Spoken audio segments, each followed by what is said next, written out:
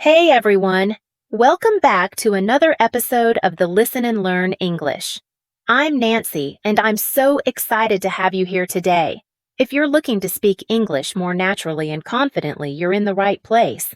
Absolutely, I'm Brian. And today we're going to tackle a big challenge that many of you face freezing up when it's your turn to speak. Have you ever been in a conversation where you understand English perfectly, but when it's time to speak, your mind just goes blank? You know exactly what you want to say, but for some reason, the words just won't come out. That happens to so many learners, Brian. It's one of the biggest struggles we hear about all the time. And you know what? It's perfectly normal.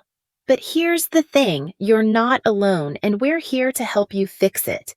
In this episode, we're not going to drown you with grammar rules or make you memorize endless lists of vocabulary. Instead, we're going to show you practical strategies that will help you think faster in English and speak more confidently. Exactly. So what we're going to talk about today will give you the tools to speak faster without overthinking. You'll stop freezing up in conversations, and instead you'll feel confident to respond immediately.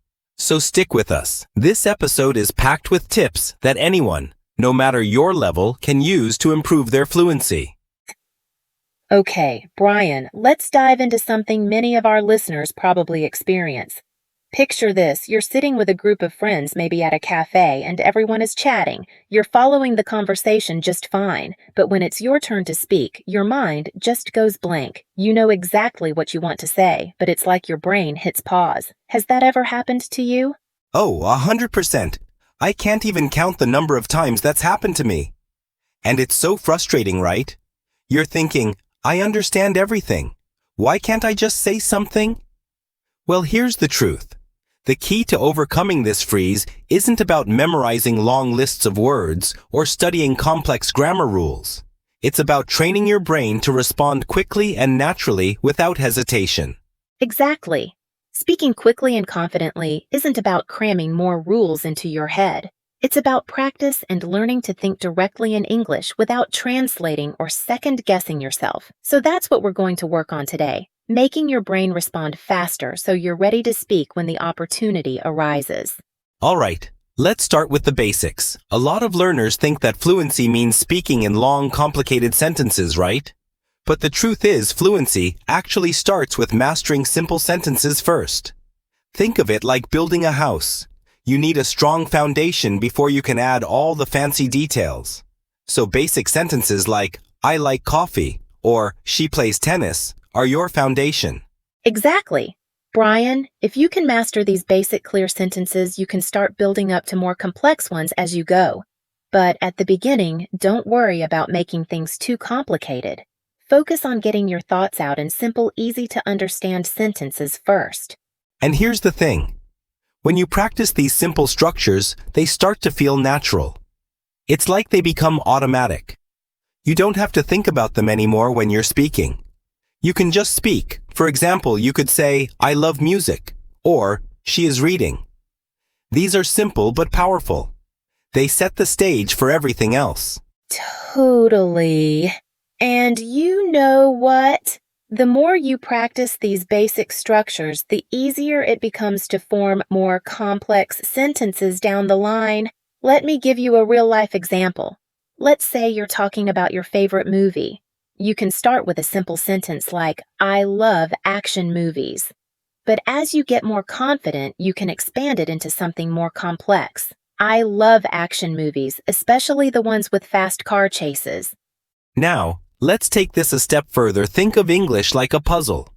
Every sentence is made up of pieces, and once you understand the patterns, you can put those pieces together really quickly. One of the most basic and common patterns in English is subject plus verb plus object. This is the foundation of many sentences in English. Right. So a sentence like, I eat pizza follows this basic pattern. You have your subject, I, the verb, eat, and the object, pizza. It's simple, but if you get these patterns down, you can automatically create sentences in any conversation. Exactly. Another great example would be, she reads a book, or they watch TV. These are all great examples of subject plus verb pause plus object sentences. The more you practice these patterns, the more automatic they become in your brain. And you know what's even better? When you get these basic sentence structures down, you can start using them in conversations right away. For example, if someone asks you, "What do you like to do?" you can easily answer with, "I like to read," or "I like to play sports." It's natural, easy, and quick. And don't just stop at simple sentences. English is full of sentence patterns that can be used in a variety of situations. For example, let's say you want to talk about your hobbies. You could use the subject plus verb plus adjective pattern like, "I'm happy," or "she is tired." You could also expand on it by saying, "I'm happy because I'm going on vacation soon." Exactly. So once you start mastering these patterns, your brain will start thinking in English faster. You won't need to stop and think, "Okay, how do I say this in English?" You'll just speak. All right, let's bring this to life with a real conversation. Imagine you're talking to a friend about your favorite movie. Here's how it might go. "Hey Nancy, what's your favorite movie?" "Oh, I love action movies." "Nice, what's your favorite one?" "I really love Fast and Furious. It has so many cool car chases." "That sounds awesome, I think I'd like it too." As you can see, we started with simple sentences. But as we got more comfortable, we added details. You can see how the conversation naturally flows, even though we're using basic sentence structures. Exactly. Brian, and the more you practice these sentence structures, the more natural it becomes to speak in English. You don't have to be perfect. You just need to practice regularly. That's the key to fluency. All right, Brian, let's dive deeper into one of the most powerful techniques for building fluency in English: shadowing. Have you heard of this method before? Oh yes, Nancy shadowing is one of my favorites. It's like playing catch with words. You listen to a sentence and immediately repeat it aloud, mimicking the speaker's tone, rhythm, and pronunciation. It may feel a little challenging at first, but trust me, it's incredibly effective for improving fluency. Exactly. The reason shadowing works so well is that it forces your brain to process sounds, rhythm, and meaning all at once. You're not just focusing on individual words, but the flow of the entire sentence. It's like training your brain to speak without hesitation. Right. It's like you're constantly challenging yourself to think and speak faster. At first, it can feel a bit awkward because you're not used to matching someone else's speed. But that's the beauty of it. Over time, you'll notice that your brain starts connecting the sounds with their meanings much more quickly.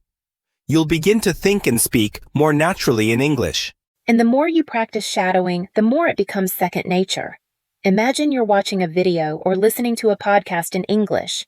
The speaker says a sentence and you immediately try to repeat it, paying attention to intonation and rhythm. Let's give our listeners a little demo. I'll say a sentence and Nancy, you try to repeat it right after me. Let's keep it simple. I love learning new languages. Ready? I love learning new languages. Perfect. Notice how it feels a bit like a game. You're repeating the words, but also trying to match the tone and rhythm of the speaker. That's the essence of shadowing. Exactly. So, for everyone listening, grab a podcast or a video in English, pick a short sentence and try to repeat it immediately after the speaker. Focus on matching their rhythm and tone, not just the words. This will help improve your fluency and speaking speed. Now, let's move on to another super effective technique question and answer drills. It's a great way to build quick thinking in English. Let's think of a real-life situation. Imagine you're meeting a friend at a coffee shop and they ask you, "What did you do today?" Oh, easy. You can answer quickly with something like, "I studied English." Exactly. It's such a simple example, but think about it when you ask and answer questions like this over and over, you start to react faster. It's almost like you're preparing your brain to come up with answers instantly without having to think too hard. Yes. And here's the fun part. You can simulate these types of conversations anywhere, anytime. When you're on your own, ask yourself questions in English and then answer them aloud. For example, ask yourself, "What did you eat for breakfast?" and then answer right away. The more you do this, the more automatic your responses will become. And it's a great way to practice new vocabulary. You can use these drills to reinforce different words and phrases. The more you practice, the more confident you become when speaking English. Definitely. You'll notice that you start responding faster, and eventually, you won't need to pause to think about what to say. It will just come to you. Next up, we've got a fun challenge for all of you. It's called the Timer Challenge, and it might feel a little uncomfortable at first, but trust me, it's worth it. Here's how it works. You pick any word, set a timer for 1 minute, and then try to make as many different sentences as you can using that word. The goal isn't perfection, it's speed. That's right, Nancy. The idea is to get your brain to think faster. Let's try it together. Let's pick the word dog and set a timer for 1 minute. Ready? Go. The dog is barking. I have a dog at home. My dog loves to play in the park.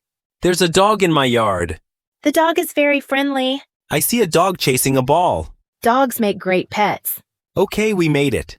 That was a great workout for our brains. You see, the goal here isn't to make perfect sentences. It's to train your brain to think quickly and speak without hesitation. Exactly. The Timer Challenge is all about speed. It's not about making everything grammatically perfect. It's about getting your thoughts out as quickly as possible. And the more you practice, the faster you'll be able to form sentences in real conversations. All right, let's talk about a technique that can save you a ton of time memorizing key phrases.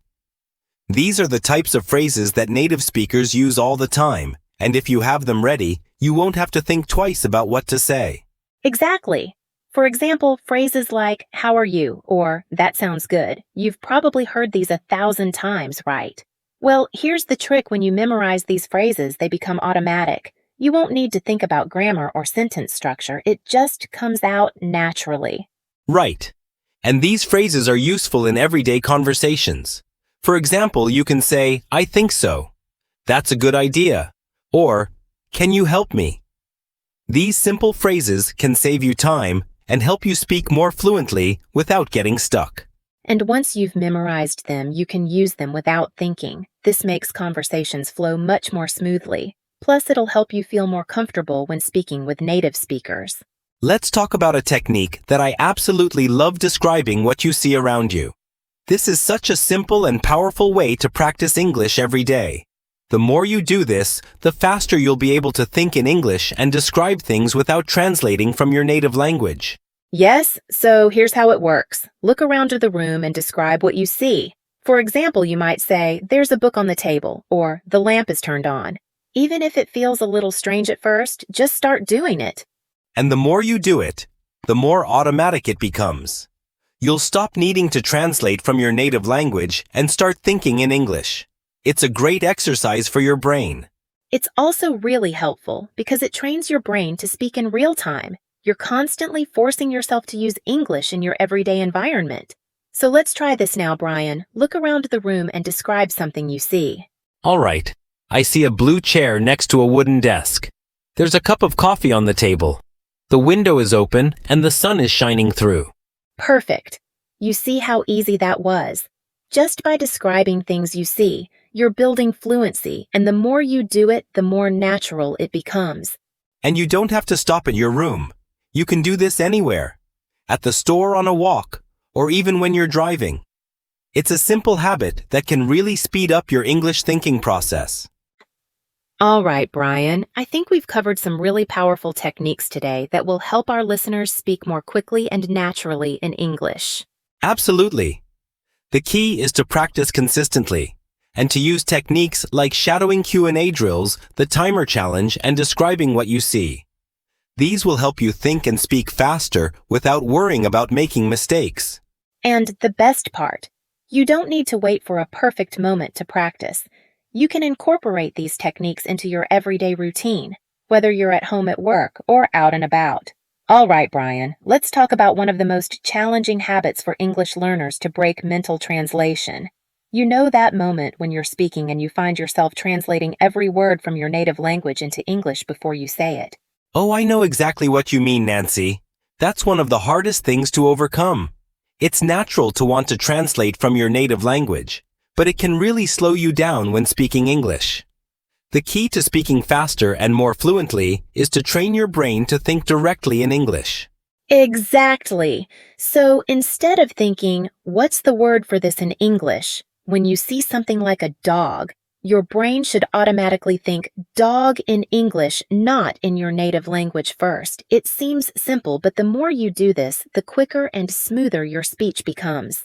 Yes, and the beauty of it is that once you stop translating in your head, you'll find that you're speaking more naturally. Your brain won't get stuck in translation mode, and you'll be able to form sentences faster. Right? It's like creating a direct connection between your thoughts and English.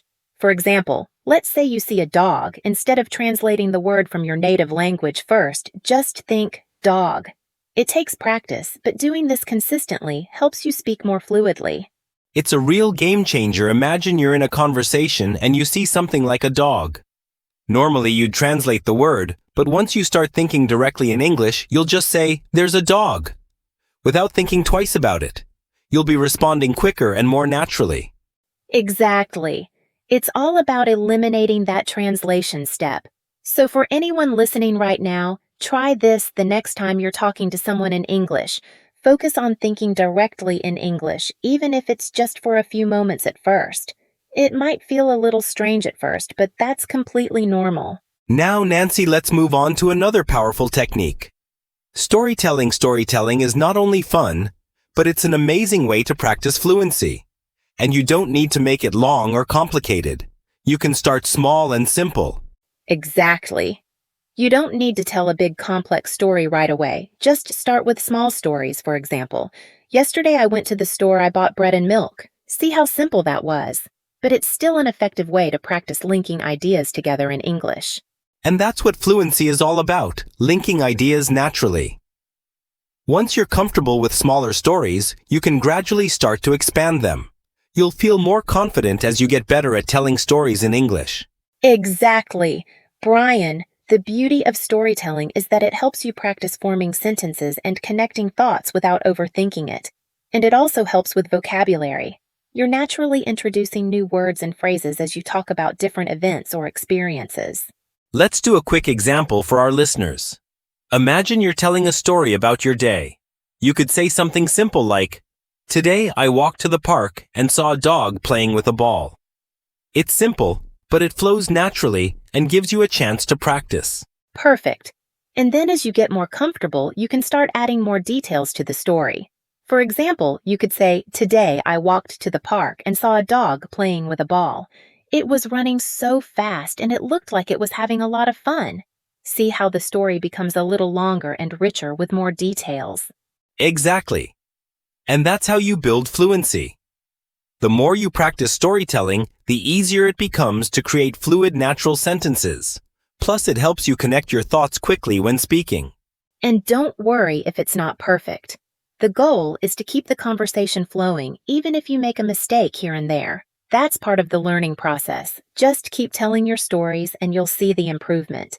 All right. Now, let's talk about something super important, practicing with other people. You can do all the shadowing, storytelling, and exercises on your own, but nothing beats practicing with someone else. Yes, practicing with other people is one of the best ways to build confidence in speaking English. Whether it's in a language exchange group, a speaking partner, or even just chatting with a friend, real-life conversations push you to think on your feet and speak quickly. Exactly, in these conversations, you'll encounter real-life situations where you have to react immediately. You won't have time to overthink, which is exactly what helps build confidence. The more you practice with others, the more comfortable you'll get in spontaneous conversations. That's right. And the great thing about practicing with others is that it feels authentic. You're using the skills you've learned in real situations, which makes it more engaging and fun. Plus, you'll get immediate feedback, which helps you improve faster. Right, and practicing with a friend or language exchange partner also helps you stay motivated. You can make mistakes together, learn from each other, and grow your confidence as you go. It makes the whole learning process less intimidating. Exactly, Brian. So for our listeners, if you don't already have a speaking partner, try finding a language exchange group or a friend who also wants to practice. Even talking to yourself out loud in English can help, but real conversations with others are key to boosting your confidence and fluency. All right, Nancy, let's wrap up with the key takeaways from today's episode. Building fluency in English isn't about memorizing complicated grammar rules or trying to learn endless vocabulary. It's about training your brain to think quickly and form sentences naturally. Exactly. And the best part is you don't have to be perfect. The more you practice thinking in English, telling stories, and practicing with others, the more fluid and confident your speaking will become. And the key to success, consistency. Yes, even if you only practice for a few minutes a day, consistency is what will make the biggest difference in the long run. So don't be afraid to make mistakes along the way. They're part of the process. Right. We challenge you to try these techniques in your daily life. Try thinking directly in English, tell a short story to yourself, or practice with a friend or language partner. The more you incorporate these habits, the faster you'll become fluent. And we'd love to hear about your experiences. Leave us a comment below and let us know how these techniques are working for you. Share your stories, ask questions, or tell us about the challenges you're facing. We're here to help. Thanks for joining us today. Keep practicing, stay consistent, and soon enough, you'll be speaking English more confidently and naturally. We'll see you in the next episode.